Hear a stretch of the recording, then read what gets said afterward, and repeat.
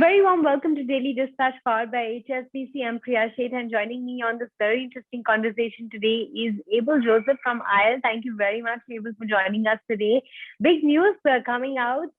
Info Edge has acquired 76% stake in IEL. Tell us a little bit about what the thought process was behind getting together and going ahead with this deal. Thank you for having us, Priya. I think this is the very first interaction after the acquisition. And I think it's only fitting because your story was the publication that broke the news about our launch. About the acquisition itself, I think we've always wanted a partner who can kind of propel IEL and help it reach its potential to compete with the market leaders in the dating space, Tinder and Bumble.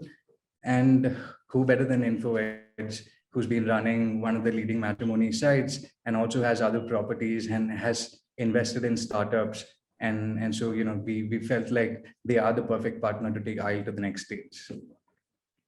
So tell us a little bit about how this partnership is really going to work out, because while I do believe that InfoEdge has a majority stake in IEL, Abel, you'll be looking at the core strategy and driving growth for the company. So tell us about what kind of understanding has been put into place.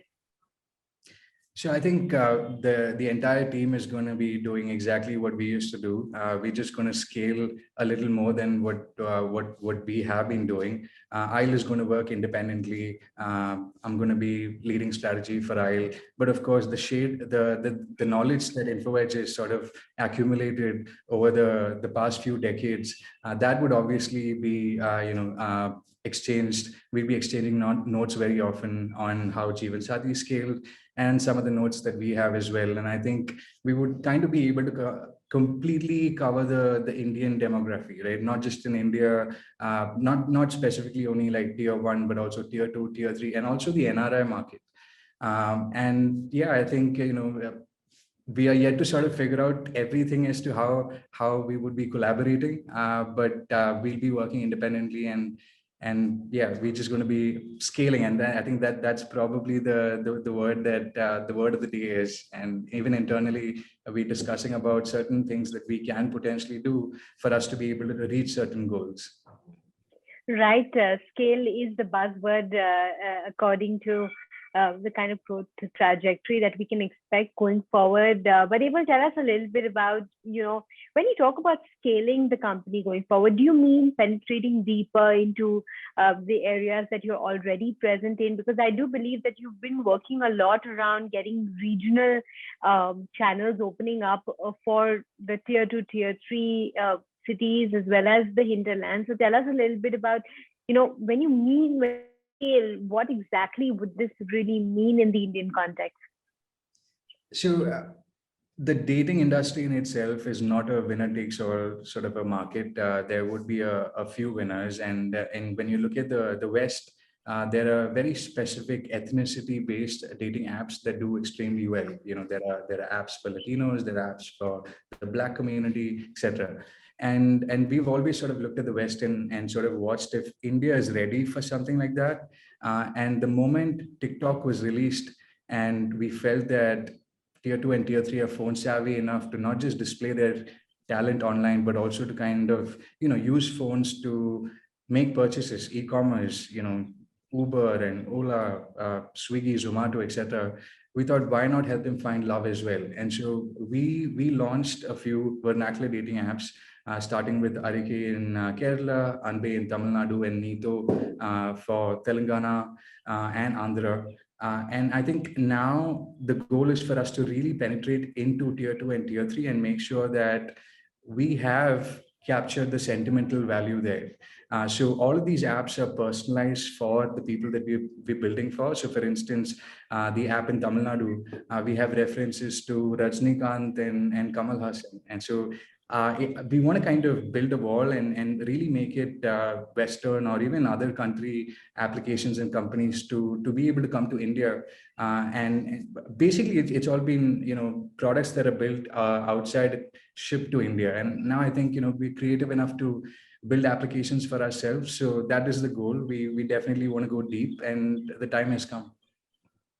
Right. With a strong partner now on board, Abel, do you feel that you'd be more confident in going ahead with the whole monetization strategy very aggressively? Because till now, I think people have been apprehensive about paying on dating apps so far. So do you think that this will give you the confidence to go aggressively and capture the paid users market as well? Absolutely. So the confidence level at this point in time is really high, and I think the calls that never got returned before, I think would probably get answered a lot sooner. And I think that's extremely important for a business to kind of grow fast. And when it comes to monetization, I think we want to kind of take it slow. We want to study the market. So the vernacular apps are not even 300 days old. We want to kind of see how it performs and learn from it, look at data, and then take decisions on what we need to do. But to begin with, I think the indication is that Indians, not just the urban Indians, the English-speaking Indians, but Indians all over India are starting to pay for software, which was never expected, at least when we launched Style. Not as soon as this.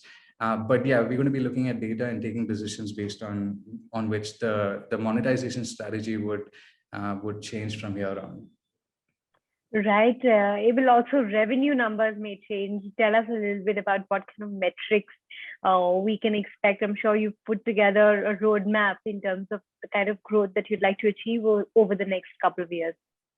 Yeah, so interestingly, I think we are probably one of those B2C, if not only the B2C company that has not raised venture capital, but has been able to scale and compete with large companies, $40 billion companies like Match Group and whatnot. So we've methodically sort of, planned our growth. And I think we sort of understand the sentiments, the tastes, etc. of the Indian audience. And our goal has always been to double in size in terms of user satisfaction, which we measure through the emails that we get, the user stories, the success stories, and also in terms of the revenue. And we've been consistently doing that for every single year in operations, except for the pandemic years. And now, hopefully, the pandemic is behind us. We are doing about 17 crore in annual run rate at this point in time. And our goal is to get to 100 ASAP. But I think it's probably going to take us about 3 to 3.5 years. And yeah, that would kind of be the number that we have in mind when it comes to the growth.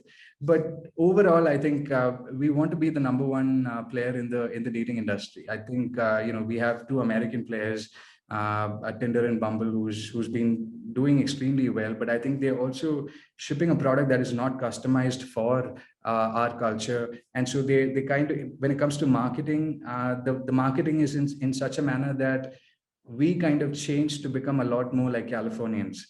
I don't think we have to do that. I think there's value in kind of keeping India, and there are value systems that we've built over hundreds of years, thousands of years, in fact, which has worked extremely well for us. Specifically, the families that we have, the sort of relationships that we have. And I think that's what we would like to maintain. We would kind of want to bring in technology to assist singles to find partners, but find partners in a very desi way. So yeah, 100 crore, but at the same time, we want to kind of keep our values in tight. And we are very aligned on that. I think that's one of the reasons why InfoEdge was the right partner. Absolutely. 100 crores by 2025. That's the kind of target that we'll be watching out for, Abel. Thanks very much for joining us today. And we wish you all the very best in the journey ahead. Congratulations once again. And really, really going to be tracking how this journey pans out. Thanks for your time.